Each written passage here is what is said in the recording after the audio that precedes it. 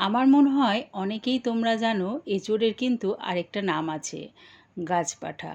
সেই জন্য এটাকে আমরা ঠিক পাঁঠার মাংসর মতন তেল মশলা দিয়ে বেশ রসিয়ে কষিয়ে করে থাকি। শুধু যে ওরকম রসুন আদা পেঁয়াজ বেশি করে তেল মশলা দিয়ে রান্না করলেই খেতে ভালো লাগে তা কিন্তু নয়, নিরামিষ রান্নাও দারুণ হয়। আজকে তারই রেসিপি তোমাদের সাথে শেয়ার করলাম। রেসিপিটা ভালো লাগলে প্লিজ আমার চ্যানেলটিকে লাইক করে দিও। এঁচোড়টা দেখো এরকম ডুমো ডুমো করে কেটে নিয়েছি, কেটে ভালো করে ধুয়ে নিয়ে হলুদ জলের মধ্যে চুবিয়ে রেখেছি। তাহলে কি হবে, এঁচোড়টা কিন্তু কালো হয়ে যাবে না। সেই জল সমেত প্রেসারের মধ্যে দিয়ে দিলাম।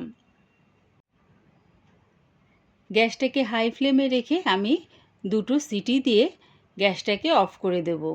খুব যদি কচি হয় এঁচোড়টা তাহলে একটা থেকে দুটো সিটি দিলেই এঁচোড়টা সেদ্ধ হয়ে যাবে। কড়ার মধ্যে দিয়ে দিলাম আমি বেশ খানিকটা সর্ষের তেল।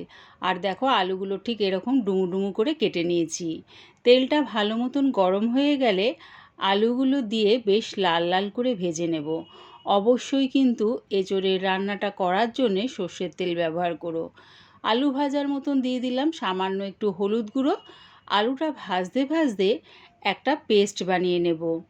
মিক্সির জারে দিয়ে দিলাম একটা বড় সাইজের টমেটো, আদা, আর দিলাম 3টে কাঁচা লঙ্কা, ভাঙা কাজু দিয়ে দিলাম 1 মুঠ। তোমাদের কাছে যদি কাজু না থাকে তাহলে চালমগজও দিতে পারো। সামান্য একটু জল দিয়ে এটার একটা মিহি পেস্ট বানিয়ে নিলাম। এদিকে দেখো আলুগুলো বেশ লাল লাল করে ভাজা হয়ে গেছে, এবারে এগুলো নামিয়ে নিলাম। গ্যাসটাকে এবারে মিডিয়ামে করে ওই আলু ভাজার তেলের মধ্যে ফোড়নের জন্য দিলাম দারচিনি, ছোটো এলাচ, তেজপাতা, আর দিলাম গোটা জিরে। যখন দেখবে ফোড়নের থেকে সুন্দর একটা গন্ধ বেরোচ্ছে তখন দিয়ে দিলাম আমি ওই পেস্টটা দিয়ে একটু নাড়িয়ে চাড়িয়ে দিয়ে দিলাম এর মধ্যে 1/2 চামচ জিরের গুঁড়ো,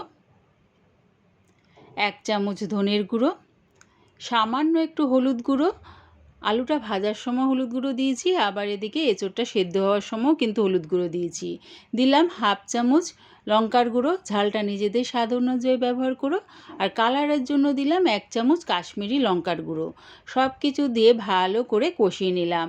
দিলাম 2 চামচের মতন টক দই। টক দইটা দেওয়ার সময় কিন্তু গ্যাসটাকে একদম লোতে করে দিলাম। টক দইটা দিয়ে মশলার সাথে ভালো করে কষিয়ে নিয়ে দিয়ে দিলাম চিনি আর স্বাদ অনুযায়ী নুন। যেহেতু আমি এখানে টক দই আর টমেটো দুটোই ব্যবহার করেছি, তাই টক ভাবটাকে ব্যালেন্স করার জন্য অবশ্যই কিন্তু চিনিটা ব্যবহার করো। সামান্য একটু জল দিয়ে দেখো মশলাটা ভালো করে কষিয়ে নিয়েছি। যখন দেখবে এরকমভাবে তেলটা ছেড়ে দিয়েছে তখন দিয়ে দিলাম আগে থেকে সেদ্ধ করা এঁচোড় আর ভাজা আলুগুলো।